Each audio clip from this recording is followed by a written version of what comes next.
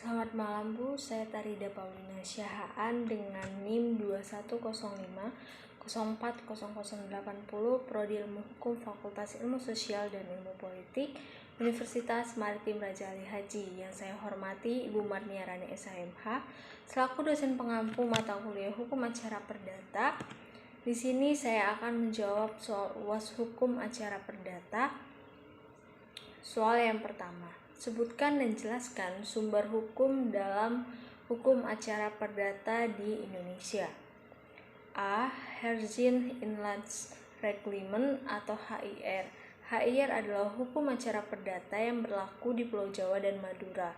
Hukum acara perdata dituangkan di pasal 115-245 yang ada di dalam bab 9 serta beberapa pasal yang tersebar antara pasal 372 sampai 394. B.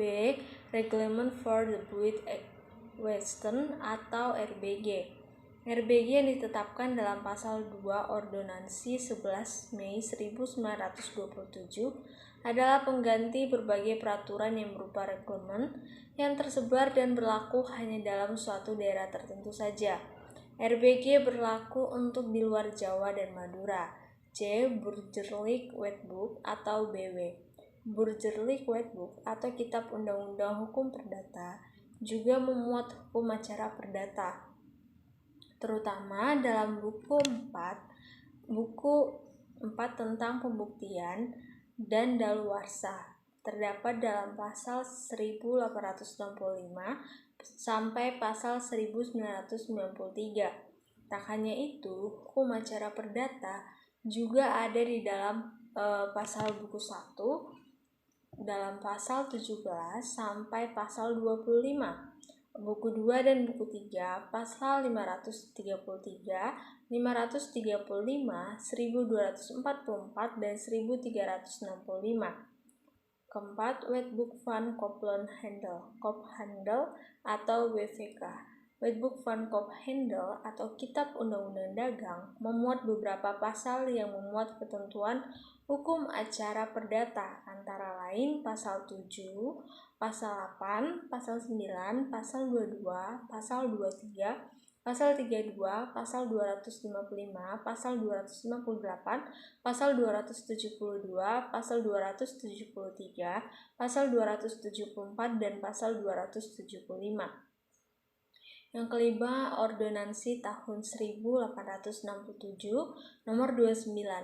Ordonansi tahun 1867 nomor 29 memuat ketentuan hukum acara perdata tentang kekuatan pembuktian tulis-tulisan di bawah tangan dari orang Indonesia atau yang dipersamakan dengan mereka. Terus selanjutnya yang keenam, berbagai undang-undang yang berkaitan dengan hukum acara perdata seperti Undang-Undang Nomor 20 Tahun 1947 tentang peradilan ulangan di Jawa dan Madura, Undang-Undang Darurat Nomor 1 Tahun 1951 tentang tindakan-tindakan sementara untuk menyelenggarakan kesatuan, kesusunan, kekuasaan, dan acara pengadilan sipil, Undang-Undang Nomor 1 Tahun 1974 tentang perkawinan, Undang-Undang Nomor 14 Tahun 1985 tentang Mahkamah Agung. Kemudian mengalami perubahan dengan Undang-Undang Nomor 5 Tahun 2004 dan Undang-Undang Nomor 3 Tahun 2009. Namun, hukum acara perdata dalam undang-undang ini tidak berubah.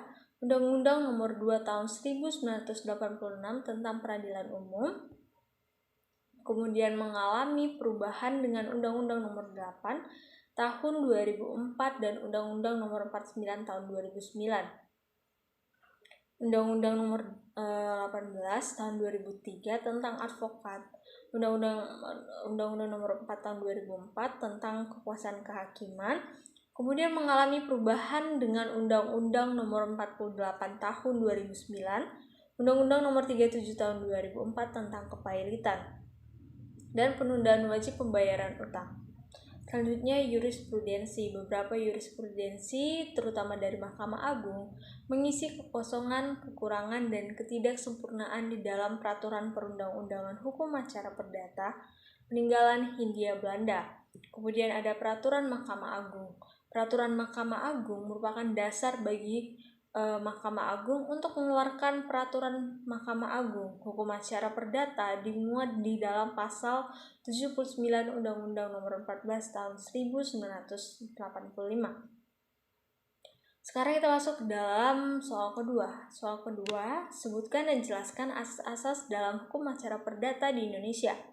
A. Hakim bersifat menunggu. Pertama, dalam asas hukum acara perdata yaitu inisiatif untuk mengajukan gugatan diserahkan kepada pihak yang berkepentingan atau pihak yang berperkara. Jika tidak ada gugatan, maka tidak ada hakim. B. Hakim pasif.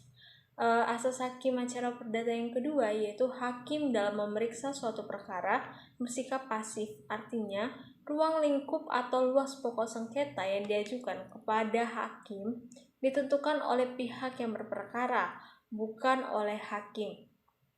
C. Hakim aktif. Hakim harus aktif sejak perkara dimasukkan ke pengadilan, dalam artian untuk memimpin sidang, melancarkan jalannya persidangan, membantu para pihak mencari kebenaran sampai dengan pelaksanaan putusan atau eksekusi. Hakim wajib mengadili seluruh gugatan dan dilarang menjatuhkan putusan atas perkara yang tidak dituntut atau mengabulkan lebih dari dituntut sebagaimana dimaksud dalam pasal 178 ayat 2 dan ayat 3 HIR, pasal 189 ayat 2 dan ayat 3 RBG. Kemudian, sidang pengadilan terbuka untuk umum, asas hukum acara perdata. Yang keempat adalah sidang perkara perdata di pengadilan terbuka untuk umum. Artinya, setiap orang itu berhak menghadiri dan mendengarkan pemeriksaan perkara di pengadilan. Hal ini secara tegas dituangkan dalam pasal 13 ayat 1 dan ayat 2 Undang-Undang 48 tahun 2009. Selanjutnya, mendengar kedua belah pihak. Asas hukum acara perdata yang kelima adalah kedua belah pihak harus diperlakukan sama, tidak memihak dan didengar bersama-sama. Asas acara perdata bahwa kedua belah pihak harus didengar lebih dikenal dengan asas audiet alteram partem atau einis manus redes canes, di mana canes manus rede mansol si horen ale beide. Selanjutnya kita masuk putusan harus disertai alasan. Semua putusan hakim atau pengadilan pada asas hukum acara perdata harus memuat alasan-alasan putusan yang dijadikan dasar untuk mengadili. Alasan ini merupakan argumentasi sebagai pertanggungjawaban hakim kepada masyarakat, para pihak, pengadilan yang lebih tinggi dan ilmu hukum sehingga mempunyai nilai objektif. Karena alasan-alasan tersebut, putusan hakim atau pengadilan mempunyai wibawa. Selanjutnya, hakim harus merujuk dasar hukum. Putusan hakim atau pengadilan tidak boleh menolak untuk memeriksa, mengadili, dan memutus suatu perkara yang diajukan dengan dalih bahwa hukum tidak ada atau kurang jelas, melainkan wajib untuk memeriksa dan mengadilinya. Larangan ini karena anggapan hakim tahu akan hukumnya atau ius curia novit. Jika dalam suatu perkara hakim tidak menemukan hukum tertulis, hakim wajib menggali, mengikuti dan memahami nilai-nilai hukum dan rasa keadilan yang hidup dalam masyarakat. Selanjutnya, hakim harus memutus semua tuntutan. Selain asas hukum acara perdata bahwa hakim harus merujuk dasar hukum dalam putusan, hakim harus memutus semua tuntutan penggugat. Hakim tidak boleh memutus lebih atau lain daripada yang dituntut. Ini dikenal dengan iudex non ultra petita atau ultra petita non cognoscitur. Non citur adalah hakim hanya menimbang hal-hal yang diajukan para pihak dan tuntutan hukum yang didasarkan kepadanya. Selanjutnya, beracara dikenakan biaya. Biaya asas hukum acara perdata ini selanjutnya, seseorang yang akan berperkara dikenakan biaya perkara. Biaya perkara tersebut meliputi biaya kepaniteraan, biaya panggilan, pemberitahuan para pihak, serta biaya materai. Selanjutnya, tidak ada keharusan mewakilkan. Tidak ada ketentuan yang mewajibkan para pihak mewakilkan pada orang lain atau kuasa untuk berperkara di muka pengadilan, sehingga dapat terjadi langsung pemeriksaan terhadap pihak yang berperkara. Adapun berperkara di pengadilan tanpa seorang kuasa akan lebih menghemat biaya. Kita masuk ke dalam soal yang ketiga, apa yang dimuat dalam membuat surat gugatan dalam hukum acara perdata di Indonesia, yaitu isi surat gugatan atau syarat material surat gugatan mengacu pada pasal 8 ayat 3 RV yang pada pokoknya harus memuat yang pertama, identitas para pihak, ciri-ciri dan keterangan yang lengkap dari para pihak yang berperkara, yaitu seperti nama lengkap, tempat dan tanggal lahir, pekerjaan, agama, dan tempat tinggal. Bila perlu, agama, umur, status, dan kewarganegaraan. Pihak-pihak yang sangkut pautnya dengan persoalan harus disebutkan dengan jelas mengenai kapasitas dan kedudukannya, apakah sebagai penggugat atau sebagai tergugat. B. Dasar gugatan atau fundamentum petendi atau posita. Dasar gugatan atau posita berisi dalil-dalil konkret tentang adanya hubungan hukum yang merupakan dasar-dasar dan alasan-alasan dari gugatan. Posita terdiri dari dua bagian, yaitu bagian yang menguraikan kejadian atau peristiwanya, yang kedua bagian yang menguraikan tentang dasar hukumnya sebagai uraian tentang adanya hak atau hubungan hukum yang menjadi dasar yuridis gugatan. C. Petitum atau tuntutan petitum berisi apa yang diminta atau tuntutan supaya diputuskan oleh pengadilan. Petitum akan dijawab di dalam diktum atau amar putusan. Dalam praktiknya, selain mengajukan tuntutan pokok atau tuntutan primer, juga disertai dengan tuntutan tambahan atau pelengkap dan tuntutan pengganti. Kita masuk ke dalam soal yang keempat, sebutkan bentuk-bentuk pembuktian dalam hukum acara perdata di Indonesia. Bentuk-bentuk pembuktian dalam hukum acara perdata Indonesia, yang pertama adalah bukti atau tulisan atau surat. Bukti tulisan atau surat atau akta dibagi menjadi 3 jenis, yaitu akta autentik, akta di bawah tangan, dan surat biasa. Yang kedua ada saksi. Dalam suatu kesaksian ada beberapa prinsip tidak boleh dilupakan, antara lain keterangan atau orang saksi tanpa adanya alat bukti lain tidak dapat dijadikan bukti. Ingatlah adigium hukum yang berbunyi unus testis nullus testis.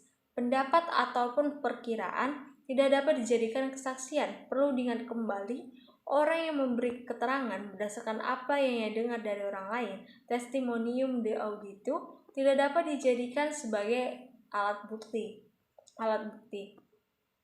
3. Persangkaan. Persangkaan adalah suatu kesimpulan yang diambil dari suatu peristiwa yang pada umumnya tidak diketahui menjadi diketahui. Keempat, pengakuan. Pengakuan adalah keterangan yang dilakukan secara lisan maupun tertulis yang membenarkan suatu hal peristiwa telah terjadi, hubungan hukum tertentu yang dikemukakan oleh pihak yang ikut dalam suatu perkara. Dalam hukum acara perdata, pengakuan ini dapat dilakukan oleh orang yang bersangkutan ataupun kuasanya di depan persidangan. 5. Sumpah. Sumpah adalah suatu pernyataan yang hikmat dan diucapkan sewaktu memberikan keterangan di depan persidangan dengan menyebut nama Tuhan Yang Maha Esa sesuai dengan keyakinannya masing-masing. Istilah sumpah digunakan untuk orang yang beragama Islam, sedangkan agama lain mengucapkan janji. Di dalam hukum acara perdata ada 2 dikenal macam sumpah, yakni sumpah penambah atau suppletoire dan sumpah pemutus atau decissoire. Kita masuk kepada soal yang kelima, sebutkan dan jelaskan jenis-jenis upaya hukum dalam hukum acara perdata di Indonesia, yaitu A. Upaya hukum biasa. 1. Banding. Banding merupakan lembaga yang tersedia bagi para pihak yang tidak menerima atau menolak putusan pengadilan Pada tingkat pertama, ketentuan dimaksud diatur dalam Undang-Undang Nomor 20 Tahun 1947 tentang Peraturan Peradilan Ulangan di Jawa dan Madura yang mencabut ketentuan banding yang terdapat pada Herziana Inland Reclamation atau HIR. Namun demikian, untuk ketentuan banding bagi yurisdiksi pengadilan tingkat banding di luar Jawa dan Madura tersebut masih diatur dalam pasal 199 sampai dengan pasal 205 RBG. Pengajuan banding dapat dilakukan dalam rentang waktu 14 hari kalender terhitung keesokan hari dari hari dan tanggal putusan dijatuhkan. Apabila hari ke-14 tersebut jatuh pada hari libur, maka dihitung pada hari kerja selanjutnya. Yang kedua ada kasasi sebagaimana lembaga banding.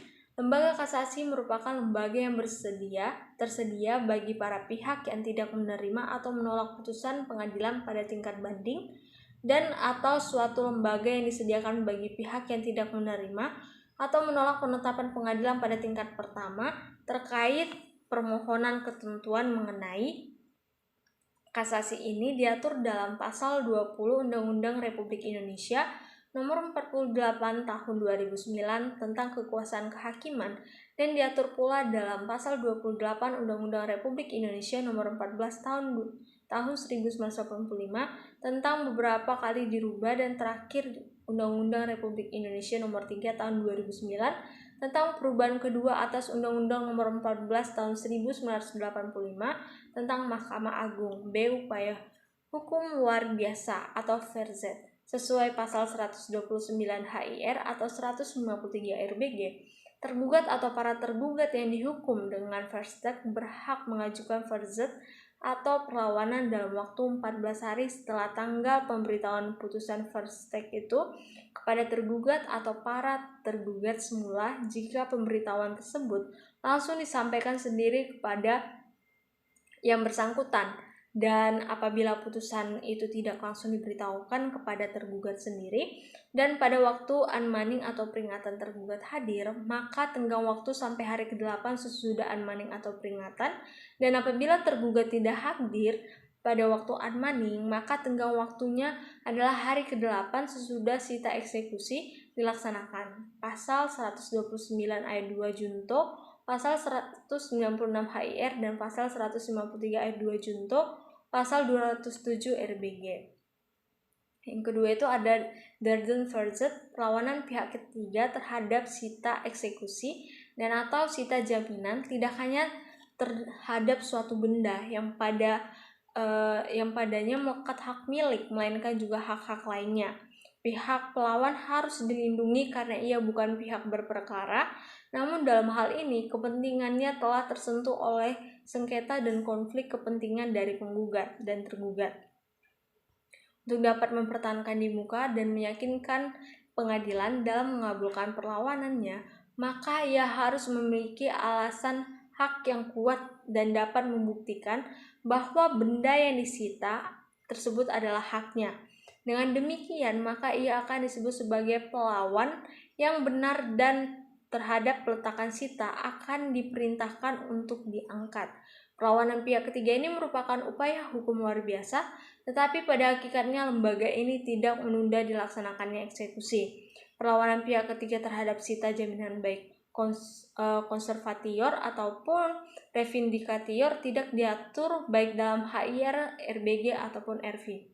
Ketentuan mengenai hal tersebut didapatkan dari jurisprudensi putusan Mahkamah Agung nomor 31 Oktober 1962 nomor 306 K/SIP/1962 dalam perkara CV Selas DKK melawan PT Indonesian Far Eastern Pacific Line. 3. Peninjauan kembali. Peninjauan kembali permohonan dapat diajukan dalam waktu 180 hari kalender dalam hal 1. Apabila putusan didasarkan pada suatu kebohongan atau tipu muslihat pihak lawan yang diketahui setelah perkaranya diputus atau didasarkan pada bukti-bukti yang kemudian oleh hakim pidana dinyatakan palsu adalah sejak diketahui kebohongan atau tipu muslihat, atau sejak putusan hakim pidana memperoleh kekuatan hukum tetap dan tetap diberitahukan kepada pihak yang berperkara. Yang kedua, apabila setelah perkara diputuskan kemudian ditemukan surat-surat bukti yang bersifat menentukan yang pada waktu perkara diperiksa tidak dapat ditemukan adalah sejak ditemukan surat-surat terbukti yang hari serta tanggal ditemukannya harus dinyatakan di bawah sumpah dan disahkan oleh pejabat yang berwenang. 3. Apabila telah dikabulkan suatu hal yang dituntut atau lebih daripada yang dituntut, apabila mengenai sesuatu bagian dari tuntutan belum diputus tanpa dipertimbangkan sebab-sebabnya, dan apabila antara pihak-pihak yang mengenai suatu soal yang sama atas dasar yang sama oleh pengadilan yang sama atau sama tingkatnya telah diberikan putusan yang bertentangan satu dengan yang lain adalah putusan memperoleh kekuatan hukum tetap dan telah diberitahukan kepada pihak yang berperkara. Yang keempat, apabila ke dalam suatu putusan terdapat suatu kekhilafan hakim atau suatu kekeliruan yang nyata adalah sejak putusan yang terakhir dan bertentangan itu memperoleh kekuatan hukum tetap dan telah diberitahukan kepada para pihak yang berperkara. Dan terhadap permohonan peninjauan kembali yang diajukan melampaui tenggang waktu 180 hari tersebut tidak dapat diterima dan berkas perkara dimaksud tidak perlu dikirimkan ke Mahkamah Agung. Maka selanjutnya pengembalian berkas kepada yang bersangkutan harus disertai dengan penetapan Ketua Pengadilan Negeri yang menyatakan bahwasanya berkas tidak dapat diterima oleh karena telah melewati batas waktu yang telah ditentukan oleh undang-undang. Yang keenam, soalnya adalah jelaskan prosedur banding dalam hukum acara perdata di Indonesia. A. Berkas perkara diserahkan pada panitera muda perdata sebagai petugas pada meja loket pertama yang menerima pendaftaran terhadap permohonan banding. B. Permohonan banding dapat diajukan di kepaniteraan pengadilan negeri dalam waktu 14 hari kalender terhitung keesokan harinya setelah putusan diucapkan atau setelah diberitahukan kepada pihak yang tidak hadir dalam pembacaan putusan. Apabila hari ke-14 jatuh pada hari Sabtu Minggu atau hari libur, maka penentuan hari ke-14-nya jatuh kepada hari kerja berikutnya. C. Panjar biaya banding dituangkan dalam surat kuasa untuk membayar atau SKUM.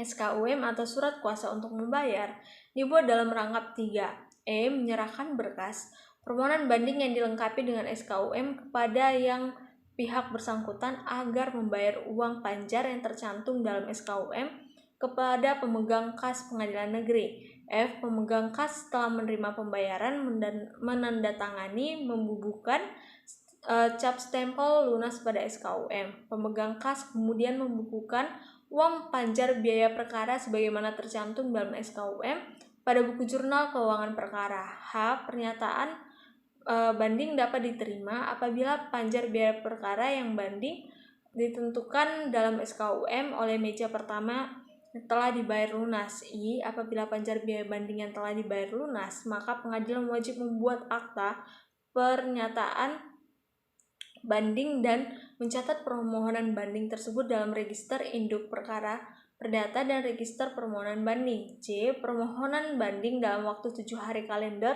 harus telah disampaikan kepada lawannya tanpa perlu menunggu diterimanya memori banding. K. Tanggal penerimaan memori dan kontra memori banding harus dicatat dalam buku register induk perkara perdata dan register permohonan banding.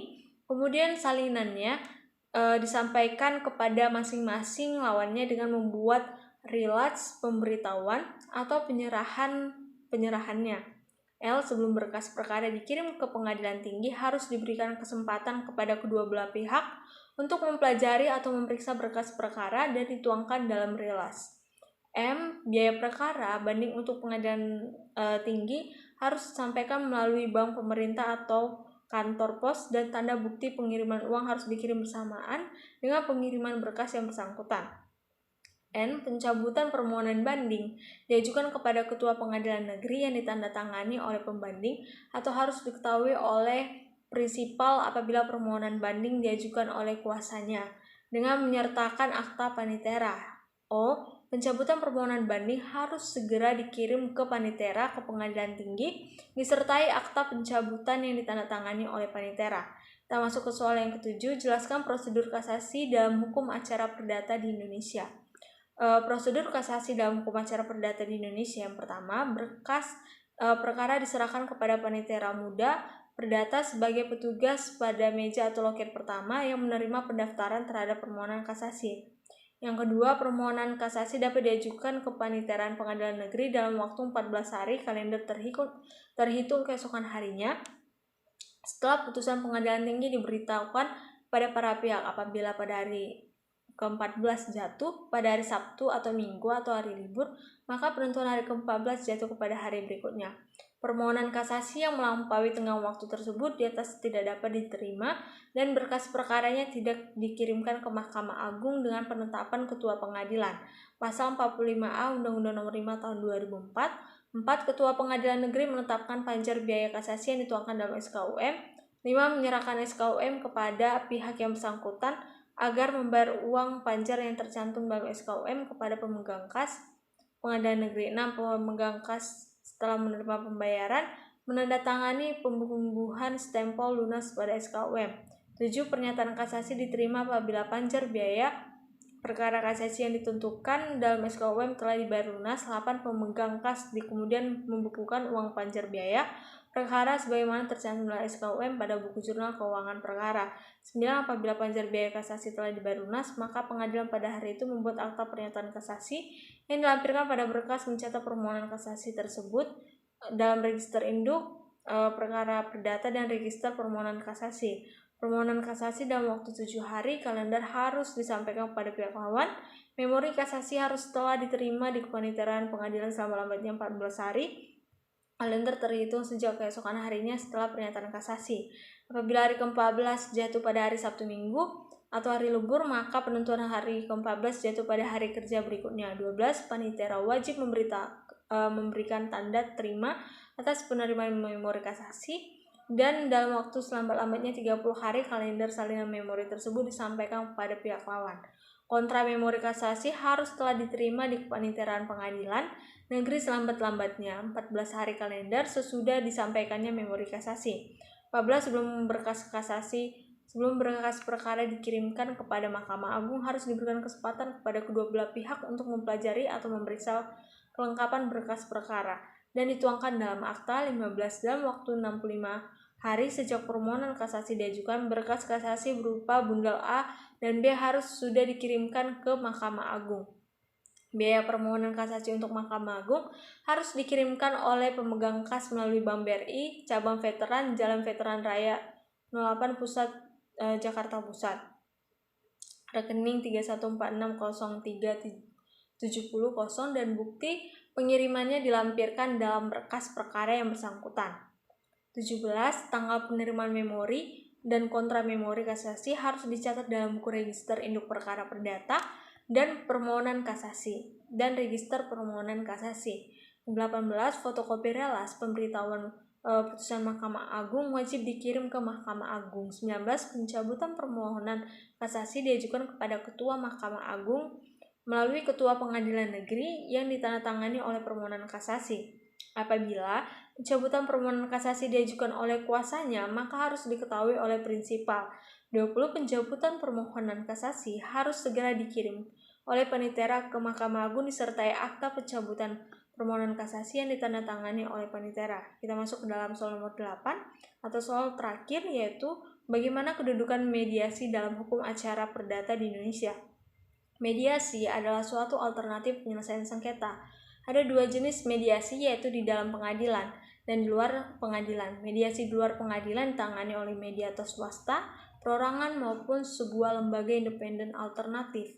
Penyelesaian sengketa yang dikenal sebagai Pusat Mediasi Nasional atau PMN. Mediasi yang berada di dalam pengadilan diatur Pengaturan Mahkamah Agung atau PERMA nomor 1 tahun 2016 yang mewajibkan ditempuhnya proses mediasi sebelum pemeriksaan pokok perkara perdata dengan mediator terdiri dari hakim-hakim pengadilan negeri tersebut yang tidak menangani perkaranya. Penggunaan mediator hakim dan penyelenggaraan mediasi di salah satu ruang pengadilan tingkat pertama tidak dikenakan biaya. Proses mediasi pada dasarnya tidak terbuka untuk umum kecuali para pihak menghendakinya.